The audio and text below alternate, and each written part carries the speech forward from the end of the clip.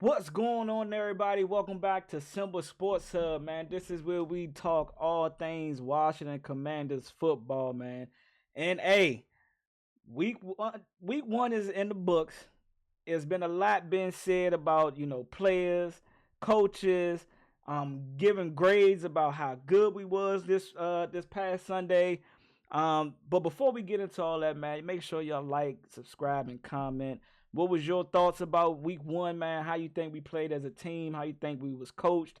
Could the scheme have been better? What your true thoughts was um leaving week one and being cooked how we was.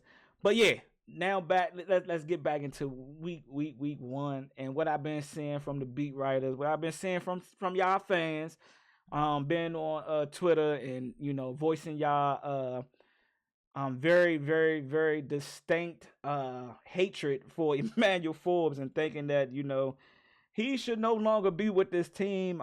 He should be benched. Um, he should have never been on the team. We should have never drafted him. I keep hearing the Christian Gonzalez. We should have drafted him instead. All the hatred, and I'll preference this by saying, do I think Emmanuel Forbes played well? No. Do I think he should no longer be with the team? Maybe. But I can't just write someone off who I know his rookie year was badly coached, who I know was a project coming into us drafting him. I think we did draft him high. I think he could have been, either a late first round. I mean, now from what we're seeing, like he should have been a second, third round pick, no doubt. Maybe a fourth round pick, but he does look more of a project type of cornerback than someone that was gonna come in and hit the ground running like a Christian Gonzalez, a Joey Porter, guys that we could have probably took before him in the first round. So hey man, I've been seeing the all of the hate for uh Emmanuel Forbes, but look, I cannot just put all the blame on him and why we lost Sunday as a defense. Again, we lost on all three levels or four levels if you want to separate the cornerback and safety group, put them in two separate, groups. So from the D line to the linebacker group to the cornerbacks and the safeties, we played horrible on all levels. Yeah, there were some players that had good plays, but as a total defense, we look bad. So no one should be I mean, do as you please, but I don't feel like no one player should just be getting this much, notoriety when did we all forget Benjamin St. Jude did get beat for 2 touchdowns. Now, as much as I will say you got to talk about him too, I can also say that he was in the play for the first touchdown. The second one, he just got flat out beat. He got beat to the outside. Just as simple as that. The first one, he was in position.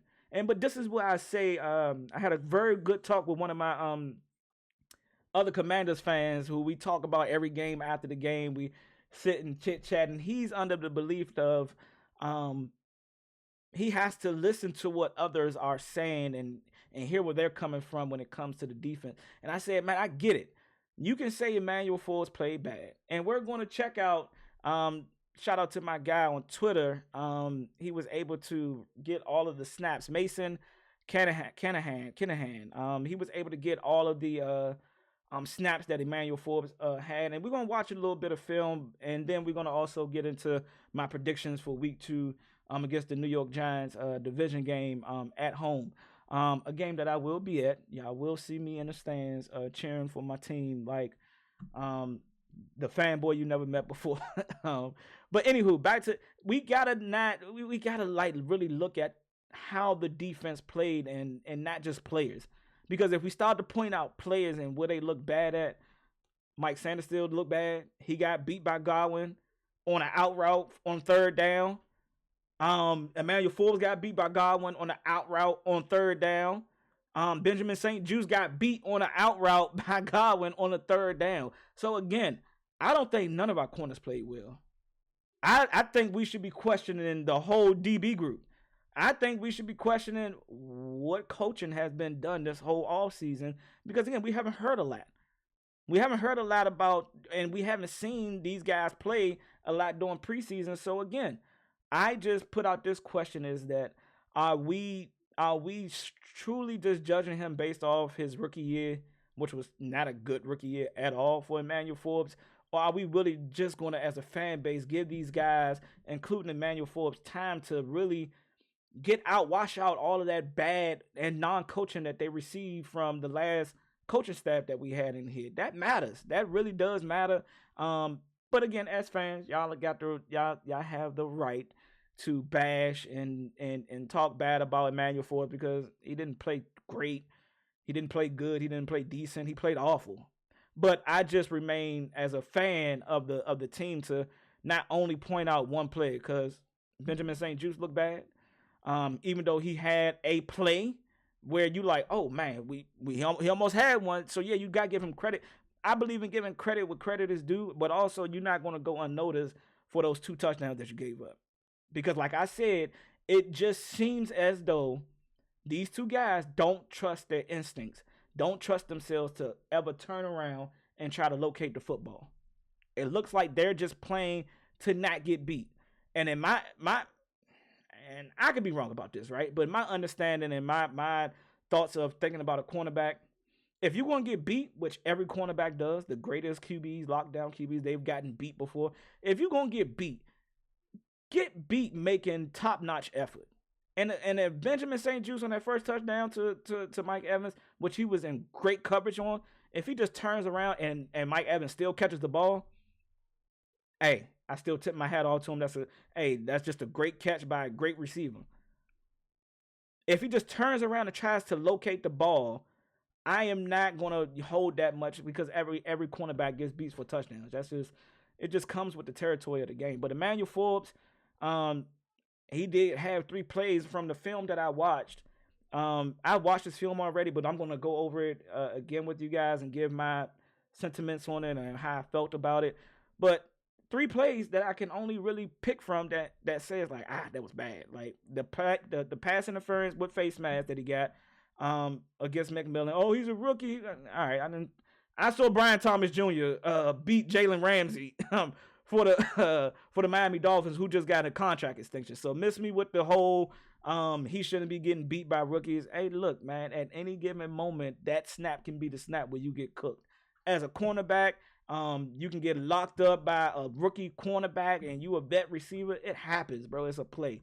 But again, like I said, I give that defense week 1 a F, a D minus / dash F, because there were moments. There were moments from this defense where I'm like, all right, I see what they're doing. I can see the positivity in it. Even though we lost, even though that we had 5 sack opportunities and we allowed Baker Mayfield to wiggle his way out of it. I seen Deron Payne get pressure where it's just like, he just got to finish. He's getting back there. So again, the recalibration side of it, even though I know my other video said that this is not a recalibration, the way that we got beat, this is a rebuild. But that was just the excitement and the upsetness that I had. But I also got to be realistic. As I always say, I got to also have a realistic mindset when it comes to this team, because guess what? We had the most turnover in players this offseason. So I got to give these guys a chance to gel. This is why I also said these guys, including Bobby Wagner, who had an outstanding tackling game, but in pass coverage, he looked like he should be in retirement. I'm just being honest. And out in pass coverage, him tackling receivers out in the open field, it was one him and Jeremy Chin missed. And I'm going to say something about Jeremy Chin too next. But I feel as though that, he looked a little old. That's just what it is. I'm not saying that he can't bounce back either. I do think that he can bounce back and get better. I think everybody can get better. Jonathan Allen, Dorrance Armstrong, who got back this some time, just couldn't capitalize on it. I think Pharrell was the only one with a sack yesterday, but we should have had 5 sacks. It shouldn't have just been 1. It should have been 6. But yeah, let's get into this Emmanuel Forbes. Oh, Jeremy Chin. It was a video put out there about him, reacting instead of, being reactive instead of, waiting and sitting back, waiting for, a certain play to happen. I think it was a run to either Bucky Irvin or White, where Godwin came from the receiver position and came and blocked him. One, You as a strong safety should never let a receiver block you like that. Um, you should have tossed him to the side. But that was a 5 yard gain that should have been. If you look at how the play started, he should have stuffed that run hole immediately. But he sat back and wait. And I'm gonna give him the benefit of the doubt.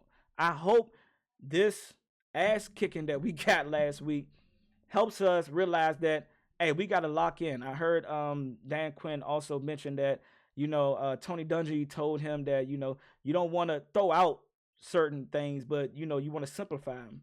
You want to just make less calls. And I think that's what we kind of have, because we do got young guys that are still learning, that are still growing. And Dan Quinn even said it about Emmanuel Forbes in his press conference today that, hey, man, he's still learning. He's still learning. Yes, we look at where he was drafted at, and we should just expect him to come in. But the guy is still learning. He's still progressing and becoming a cornerback.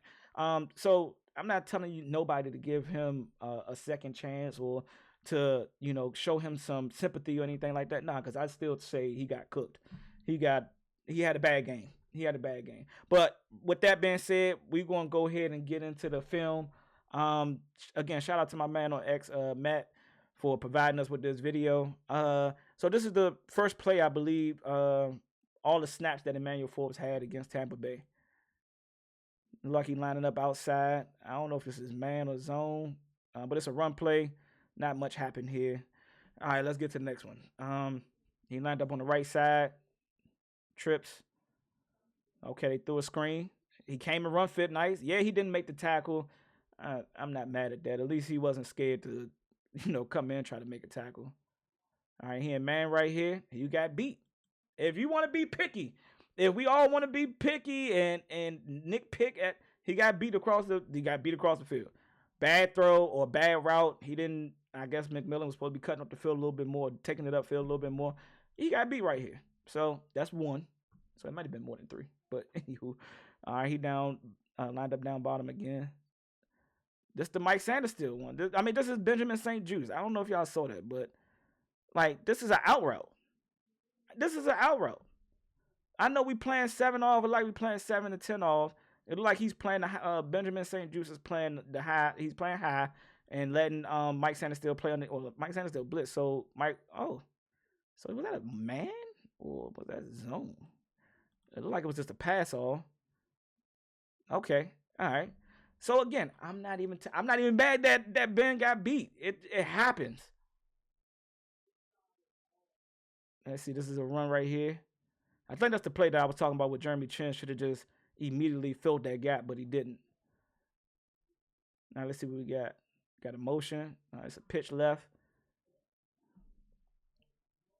Again, like I say, man, missed tackles was heavy in this game, and we got to do better going into week 2 because Daniel Jones and company is going to be ready.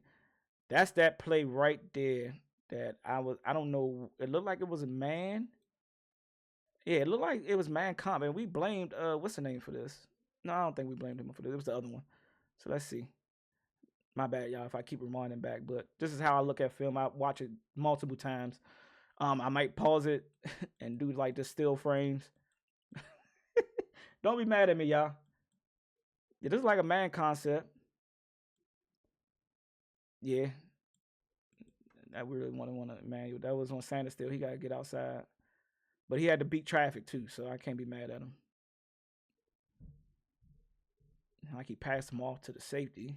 I don't know what that was, but again, all right. So far, I only seen him get beat when he had one bad read on. Oh, he got beat on, and that was just the man when he was checking McMillan. But again, I don't think he had a good game. I don't think none of our DBs had a good game, honestly. That's the pick that St. Jude should have had, but it happens. Okay, he on the top side of the screen. I think that was a flag. Say motion again, tight end.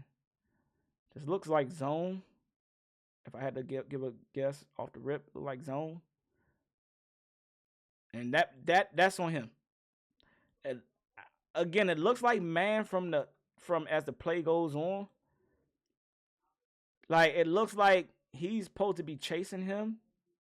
Is that this play? Yeah. It looked like that's Quan Martin who's supposed to be chasing him. But everybody else looked manned up. Like we got man here, we got man here. We got man here. We got an overtop safety. This looked like a cover one. We look like it's a cover one blitz because I think we blitzed Bobby Wagner and them on that play. But it looked like he's manned up right here. I don't know if he was supposed to release him and get back to the outside. But this looks like man coverage and not zone. I don't think that's on him. I know a lot of people like to put that on him right there as he should have broke outside, but I think that was man coverage.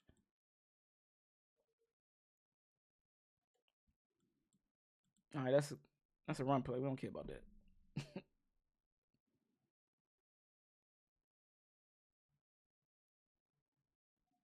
No, another run play. All right, we don't care about that either. Let's get to the next one.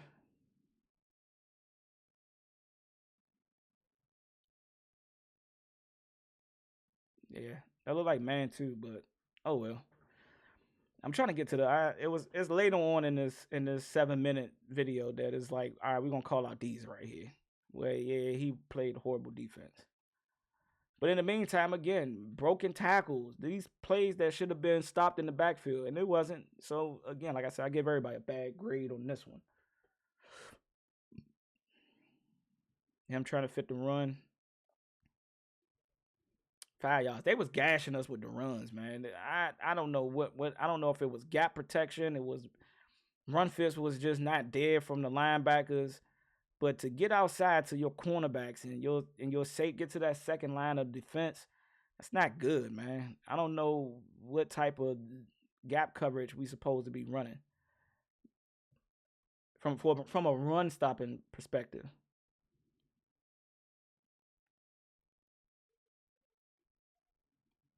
And again, I'm not gonna say what I want to say. I'm gonna keep that to myself. All right, let's see what we got here. He right there, man. Principles. He's there with his man, and also came and helped him make the tackle. Are we gonna ding him for that too? One of the good. That was Jamin Davis, who I also am going to say had a great game, had a good game. With the snaps he played. This is on him. All right, yeah. This is on him because this is like he's supposed to have outside. Like it's supposed to be a cover two. But he's supposed to get depth. He's supposed to release this man to the linebacker or to Quan to the slot corner. Well, that's Mike Sanders still. But he did not get depth. If he gets depth right here, that's a pick or a tip pass. So one or the other. Like if he gets back depth, that's a pick or that's a tip pass. That's not a completion. But that's on him. That's number 2 right there. That's the second one that I put on him. And this is where you see a lot of changes going on.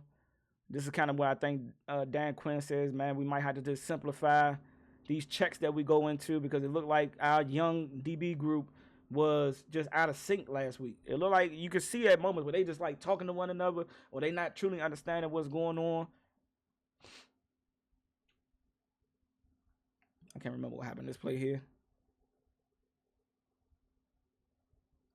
See, and I hate to call out Bobby Wagner, but this is the play I'm talking about right here. Open field tackle. We got to have those. Him and Jeremy Chin. That should not be an 11, 13-yard gain. And then that's even worse.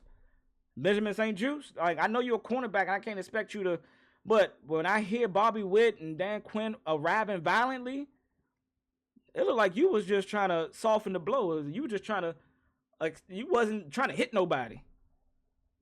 It really looked like he wasn't trying. Look at him.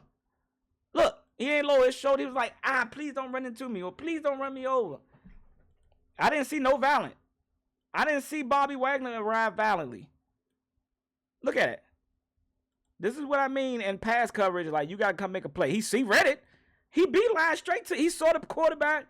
I arrived violently. I wanted to see what the coaches and what Dan Quinn been preaching all off season, all training camp. We got to arrive violently. I did not see that in this play by our best tackler on our team, I should say. You know, Bobby Wagner is a Hall of Famer. He should have made that tackle, right? And then Jeremy Chin missed the tackle too. And looked like Benjamin St. Juste was just like, please don't run me over. Please don't run me over. That's just bad. That's bad on all 3 levels. Linebacker, safety, just the pick. Turn his head. Just imagine. Oh my God, I don't even want to speak on this one too long. But like right here, as he see, turn your head. He turned too late. It looked like he turned too late. Look at this. Just imagine if he just turned early. If he got his head around early. Oh, that's a pass breakup or it may be a pick, Ben. And again, I'm not going to bash you, but if as I say to the fans that I've seen just bash Emmanuel Forbes, if you're going to say Emmanuel Forbes got to go, based off of last week, shit, 25 should be out of here too. 25 should be out of here too.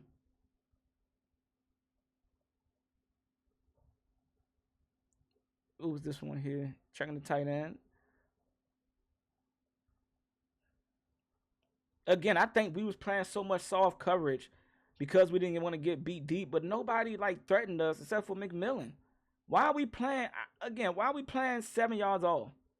I thought this was going to be something that we changed, where we allow the Deron Blands and Tyreek, and Diggs, like play up 3 to 5. Why we 10 yards off?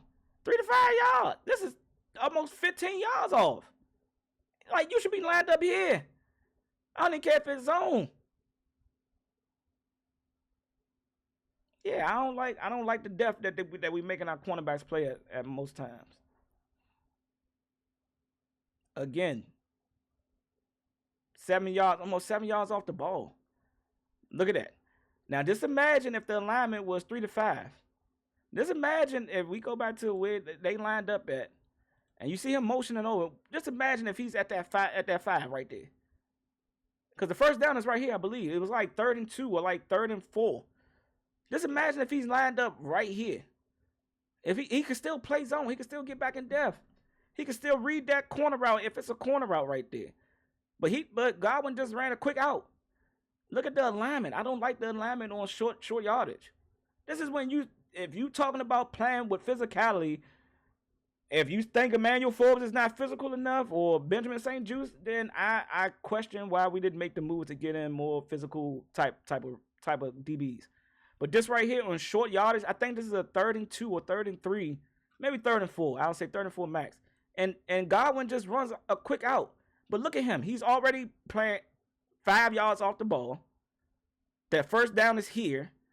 And he's dropping back another 2 or 3 yards. Look. And then he stops. He's already out. He didn't even have to make a move. Just imagine if he plays up closer than that.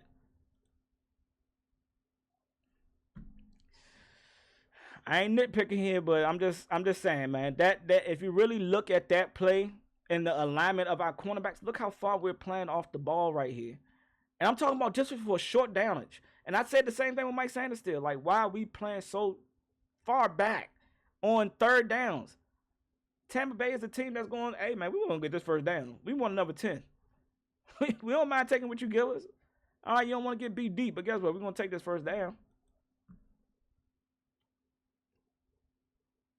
I can't remember what happened here. It's a run. All right, we don't need to see that.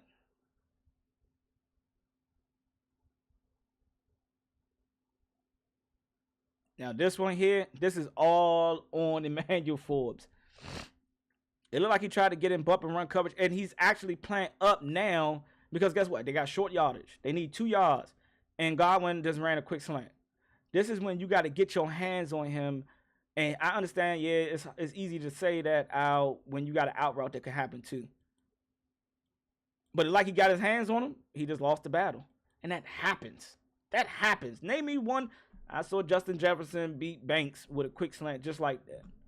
Is whether he tried to get his hands on him, but the receiver won. It happens. It happens. I know we don't want it to happen because it's 13 and we just all things against 13 right now, but that's the 3rd one that he gave up, which was a bad play. I agree with y'all on this one. All right, that was a run play, so we ain't worried about that. We're getting towards the end of the video. I think this is the one that I'm not sure what happened here. Yeah, it was a run too. Not afraid to tackle. He's not afraid to tackle. Give him that at least. Did he make it? No, but he ain't afraid to tackle. Another run. Another run. Take that.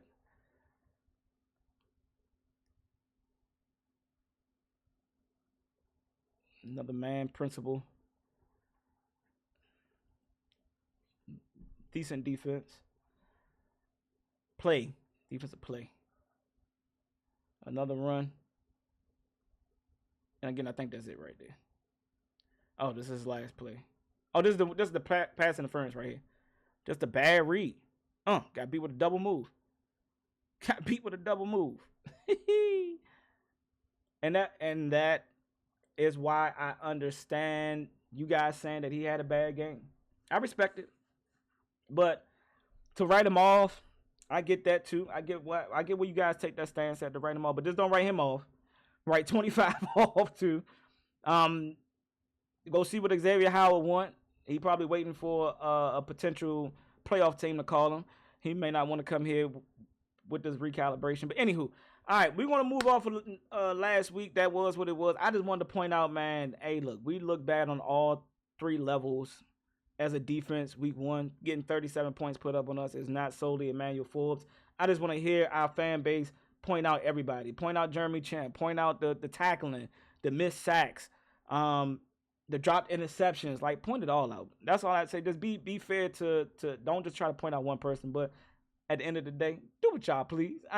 Do what y'all want. Do what y'all want. But that's just me. All right, so moving on to week 2 real quick. I was juggling with, should I just come out with like another video on Saturday, just giving my prediction and what I expect to see week 2 against the division rival New York Giants, who we just seem to can't beat at all. I called a sweep pitch in my other videos. I still think we're gonna sweep them this year. This is our year. Hold on real quick. Wifey asked me what I want for dinner. Yes. I do think that we will win this game. Home opener. I will be there. If you see me, say what's up. If you want to discuss football, talk to me. You know what I'm saying? I ain't opposed. And hey, you got your opinion, I got mine. We want to agree to disagree. But here on this channel, man, I want to just get in-depth conversation about the Washington Commanders, good, bad, or indifferent, or ugly, like how week 1 was ugly. Again, I think we come out 1-1 this week. I'm still trying to format how I want to drop these videos for y'all now that we are in the regular season. So stay tuned. I'm working on some overlays, trying to contact some graphic designers and all that. Try to get some stuff spun up for me.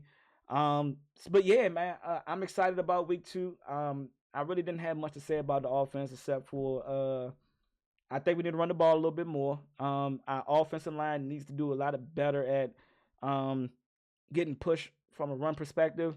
And I think Jaden Daniels, as we heard Dan Quinn and everybody else talk about, keep your eyes down the field. Even though you get out the pocket, keep in mind to be a passer as well.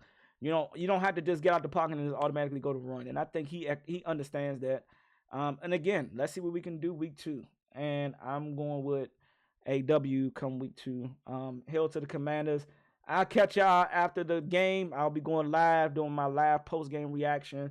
And it will be better than what you guys saw against Tampa Bay. So, yeah, I'll catch y'all on the next one. Be easy.